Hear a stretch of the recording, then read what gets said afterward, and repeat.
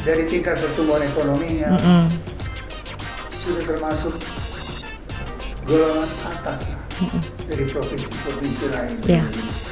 Oke. Itu yang membanggakan kita semua, walaupun PR-nya tentu masih ada. Angka kemiskinan masih tinggi. Dulu juga belum semuanya mau. Iya ya Pak. Belum semua mau bergabung dengan provinsi. Jadi provinsi benar-benar. Iya. Jangan-jangan tahun depan. Tapi sebenarnya tugas gubernurnya apa sih Pak Ismet?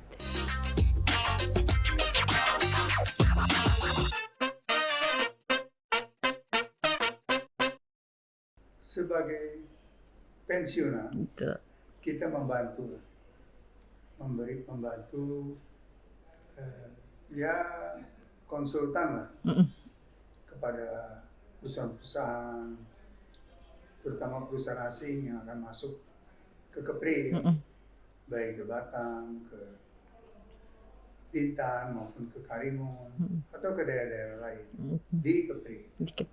Kita memberikan bimbingan, bantuan, juga termasuk membantu mereka apabila ada kesulitan mengurus izin-izinnya. Itu saja. Berarti sampai saat ini pun kepala daerah yang sekarang mungkin masih menjabat masih berkonsultasi dengan Pak Ismet ya Pak ya? Tidak. Kalau mereka merasa perlu, mereka tentu bisa menghubungi saya. Tetapi bisa juga menghubungi yang lain-lain. Bebas saja, tidak ada kewajiban. Tapi saya selalu menyediakan waktu apabila di antara kepala daerah maupun pejabat-pejabatnya yang memerlukan pandangan-pandangan, saran-saran, kita berikan secara cuma-cuma. Oke, ini kan udah 12 tahun yang lalu berarti ya Pak Ismet ya Bapak tidak lagi menjadi gubernur ya Pak ya, betul. Gimana tuh Pak, apa bedanya setelah tidak jadi gubernur dan waktu saat jadi gubernur, bedanya apa Pak? Ya bedanya waktunya lebih banyak. Banyak ya Pak ya? Dulu sampai malam. Dan karena ini provinsi yang pertama, Provinsi Kepulauan Riau, dulunya bagian dari Provinsi Riau. Jadi waktu memimpin tempo hari itu banyak juga waktu saya habis untuk melatih, mendidik karyawan-karyawan. Dan sekarang umumnya sudah lebih maju, sudah lebih terampil. Aparatur provinsi sudah lebih bagus sekarang ya. Dan itu ada kebanggaan juga dibandingkan dengan dulu ya, pada waktu berdirinya provinsi ini, sebab betul-betul dari nol. Dari nol Bapak ya Pak ya? Dari nol. Dana yang tersedia terbatas, karyawan juga tidak ada, hanya saya dengan saudara Said Jafar berdua, dan yang saya angkat sebagai sekda waktu itu. Kantor belum ada, kendaraan belum ada.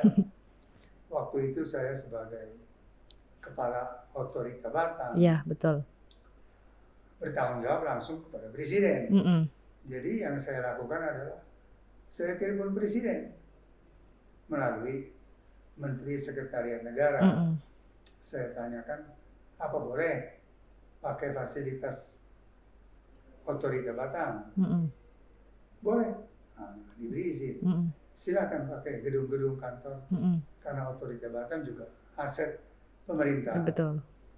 Saya tanyakan juga apakah saya perlu mengundurkan diri, karena waktu itu status saya pejabat gubernur.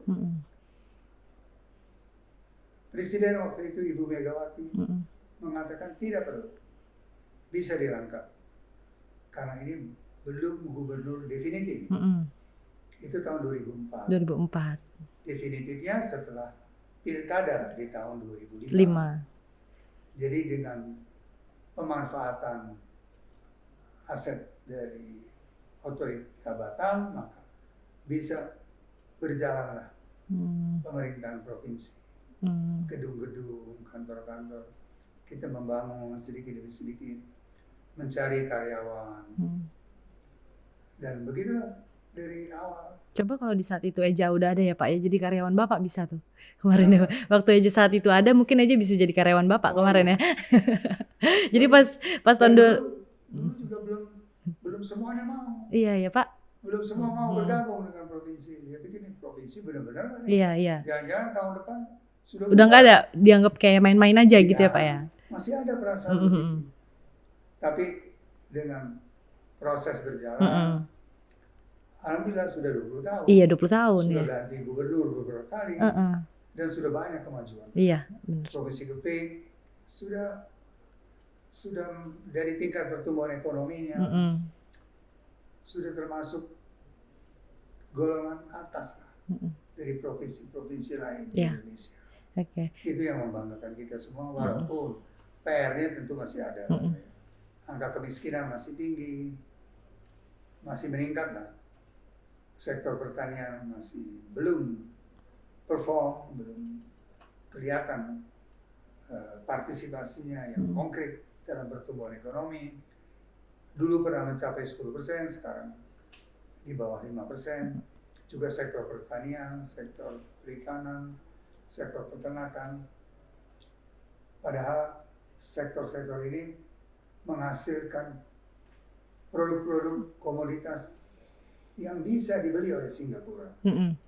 Dan tentunya untuk rakyat kita sendiri di Kepri.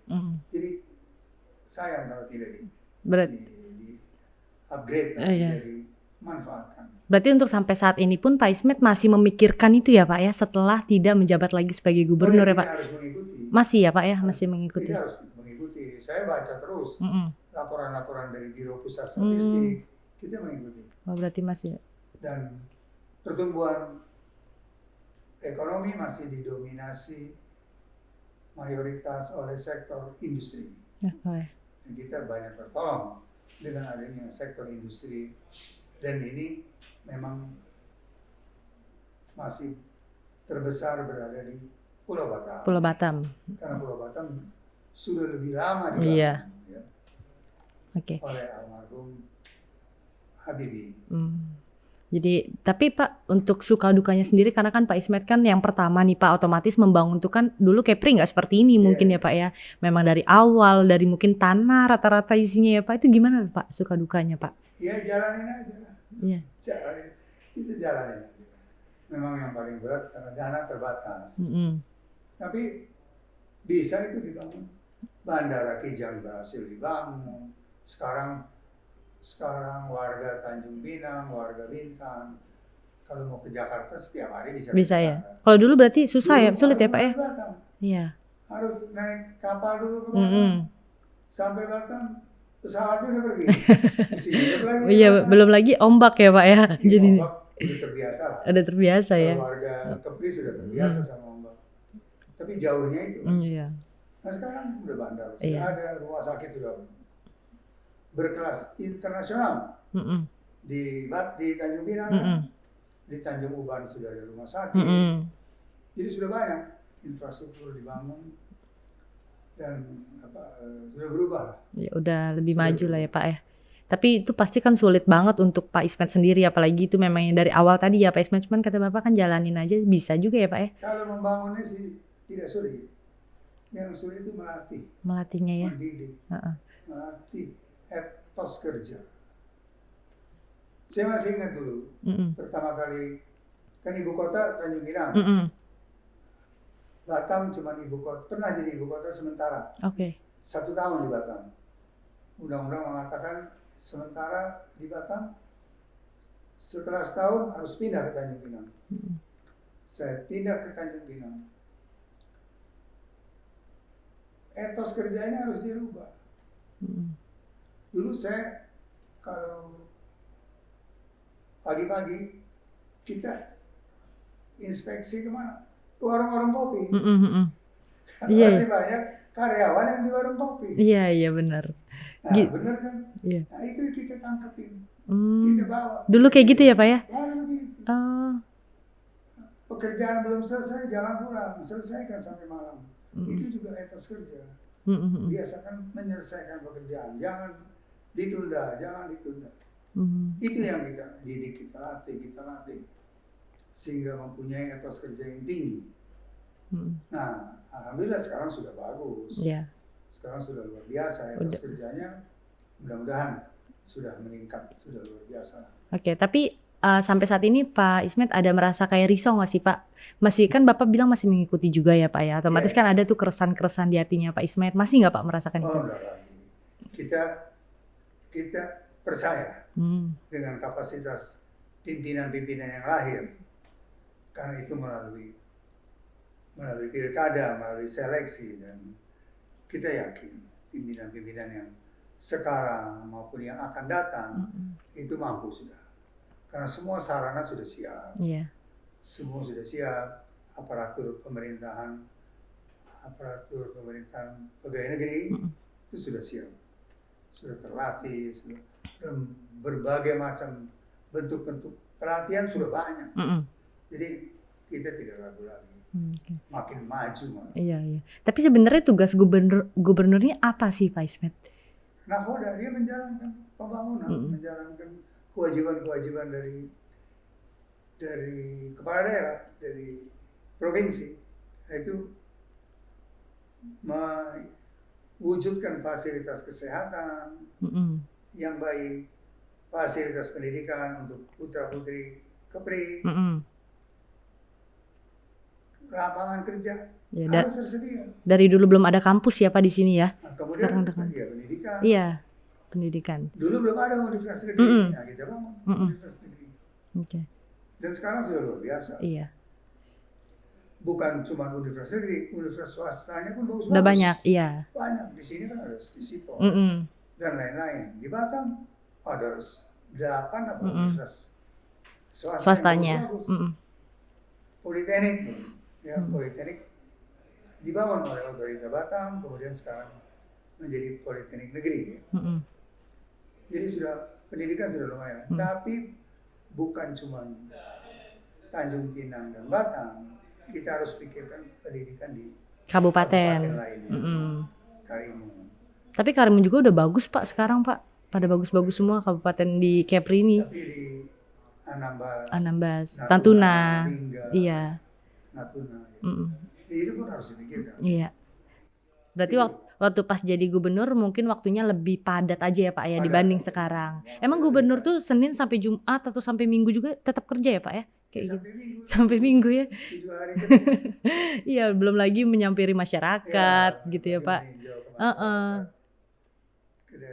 Mungkin kalau kerja di kantor bisa dikerjakan oleh sekda, tapi kalau untuk mengunjungi masyarakat otomatis orang kan maunya lihat Pak Ismet gitu ya Pak. Jadi kan kita ada timnya. Ada wakil gubernur, ada sekretaris daerah, ada kepala-kepala dinas.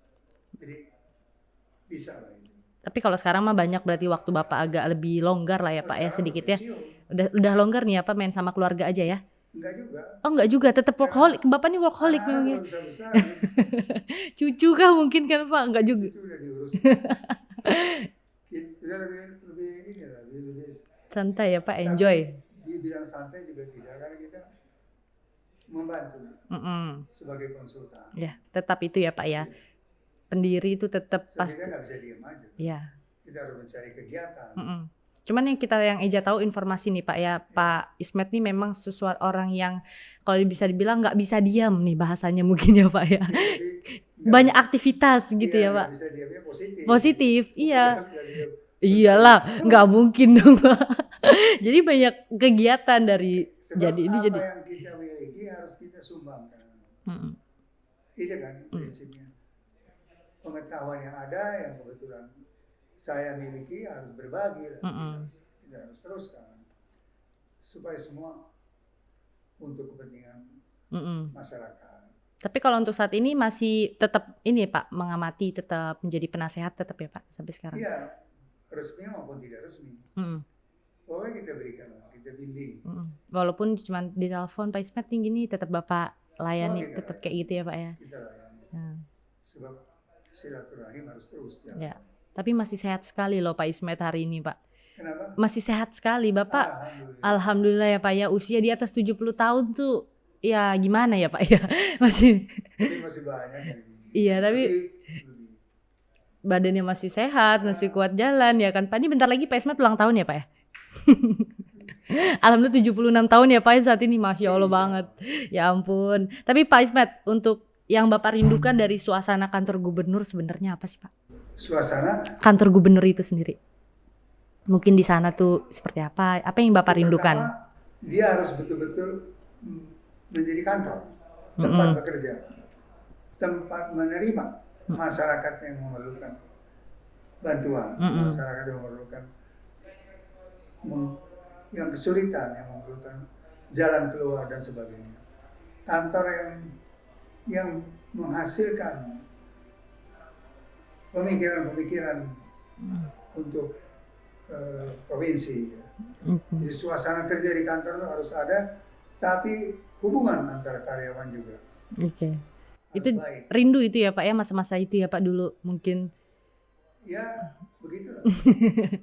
Oke Bapak. Nah ini di luar konteks pekerjaannya Pak Ismet Abdullah, sebenarnya hobinya Pak Ismet nih apa sih Pak? Mungkin kita nggak ada yang tahu. Sekarang ini jogging. Jogging ya Pak Mas? Masih jogging Bapak sampai saat ini? Jogging maksud saya jalan kaki. Kecil, oh jalan kaki, oke. Dulu masih suka berenang, sekarang sudah jalan kaki. Seminggu 2 kali rutin. Oke. Dulu berarti sepeda juga mungkin bisa ya Pak ya? Sepeda udah enggak. Udah nggak lagi ya sekarang? Usia-usia seperti ini ya. Jalan aja lah ya Pak yang penting. Tapi olahraga masih ya Pak? Masih terus. Kalau dulu tuh Pak apa aja tuh Pak hobi Bapak waktu masih muda gitu kan? Berenang. Berenang. Lari juga. Dulu saya pernah ikut lari pada waktu tahun berapa itu? 63 mungkin. Ada semacam Asian Game yang dibentuk oleh Bung Karno, namanya Ganevo. Kita ikut lari di situ. Oh, itu 63 umur Bapak berarti, masih muda ya Pak ya? SMA ya? Kayak mana tuh muka Bapak masih ganteng ya Pak? Umur 70 aja segini, 70-an lebih ya Pak Ismet ya? Aduh. Iya tapi kalau dilihat Bapak ini mukanya mirip ini Pak, mirip-mirip orang bule. Ada keturunan kah Pak? Campur-campur ya? Ada ya Pak ya, tapi luarnya? Oh, mirip Brad Pitt. Oke Pak Ismet, nah menurut Bapak Pak, balik lagi kita ke konteks tadi ke pemerintahan di Kepri ini menurut Bapak jawab aja salah satu Pak, ini positif atau negatif Pak? Positif. Tidak boleh negatif. Oke. Positif. Bahwa dalam kepositifan itu ada beberapa yang harus diperbaiki itu biasa saja. Terus disempurnakan. Karena ada Dewan Perwakilan Rakyat. Baik di Kepri maupun di tiap kota, kabupaten. Nah tugasnya Dewan Perwakilan Rakyat itu memberikan koreksi-koreksi, mengingatkan, memutuskan bersama-sama kan mitranya pemerintahan itu ya perwakilan rakyat. Jadi itu jalannya sudah benar, tetap positif. Tetap. Artinya bahwa perbaikan itu ya terus menerus harus perbaiki lagi. Dan saya lihat sudah jauh, udah bagus. Ditambah. Dan kita harus sadari bahwa sistem perencanaan dalam pemerintahan di Indonesia ini sudah betul, sudah bagus sekali, yaitu bottom up, dari bawah sampai ke atas. Yang namanya musyawarah perencanaan pembangunan dari tingkat kelurahan, naik ke tingkat kecamatan, naik ke tingkat kabupaten atau kota, naik ke tingkat provinsi. Jadi semua masukan-masukan itu dari bawah. Iya. Jadi sangat di negeri lain nggak ada itu. Sistem yang bottom up itu jarang. Benar. Dan kita menganut itu bagus sekali. Iya. Jadi bisa mengusulkan proyek ini, usaha ini. Betul. Nah itu yang dinilai nanti oleh pemerintahan. Apakah dananya ada? Kalau belum ada ditunggu tahun berikutnya. Tapi sistemnya positif sekali. Oke Pak, tapi terkait untuk 2 tahun belakang terakhir kan kita terkena dampak COVID juga nih Pak ya, di semuanya. Itu di luar dugaan. Iya. Itu Bapak masih memikirkan juga nggak Pak waktu pas kemarin kita lagi diterjalnya COVID itu Pak? Tapi penanganan di kabupaten, kota dan provinsi bagus sekali. Di Kepri ini luar biasa itu. Kan dapat pujian. Betul. Di Kepri ini cepat sekali. Betul. Dan tingkat vaksinasinya tinggi sekali. Yeah. Jadi kesadarannya tinggi. Saya pun pernah sakit. Kenapa? Pernah kena ya Pak ya? Kita isolasi di rumah. Saya bersama ibu ya. Iya. Ya 2 minggu selesai. Iya, oke Pak. Terakhir Pak Ismet, untuk harapan khususnya Provinsi Kepri yang pernah dulu Bapak bangun ini Pak, Kepri di sini apa Pak? Ya, harapan saya supaya lebih baik lagi lah. Dan sekarang sudah baik, terus. Ini pekerjaan yang tidak berhenti. Karena apa? Karena masyarakat memerlukan lapangan kerja. Ada yang sudah dapat kerja, ada yang belum. Nah itu harus dipikirkan. Iya. Tingkat ekonominya, pendapatan dia, daya belinya. Karena itu harus tersedia kebutuhan pokok dengan harga yang terjangkau. Inflasi harus dicegah, jangan sampai naik terus ya Pak ya. Jangan sampai naik terus sehingga masyarakat tak mampu membeli kebutuhan pokok. Lapangan kerja dan macam-macam lainnya kebutuhan sehari-hari. Jadi pemerintahan provinsi itu mengurus rakyat memang supaya dia mudah, transportasi yang mudah dan sebagainya.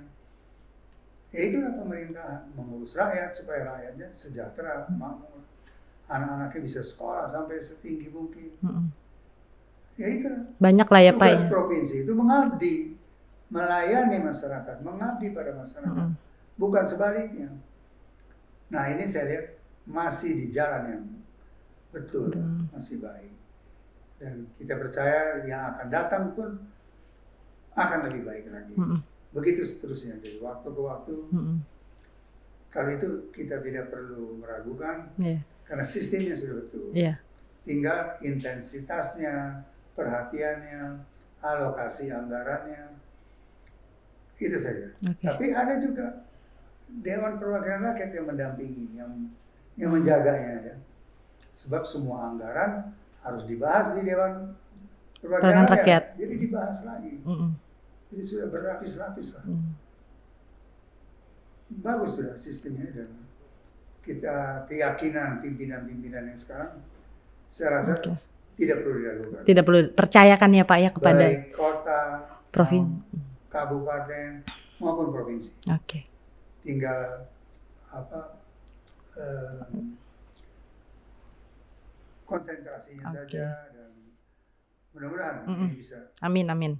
Semoga Tanjung Pinang juga makin maju ya Pak nanti ke depannya. Tanjung Pinang semuanya dan bukan cuma kota aja, ibu kota kabupaten juga ya Pak Ismet ya. Dan bukan cuma di Bintang, tapi juga di kabupaten kota lain.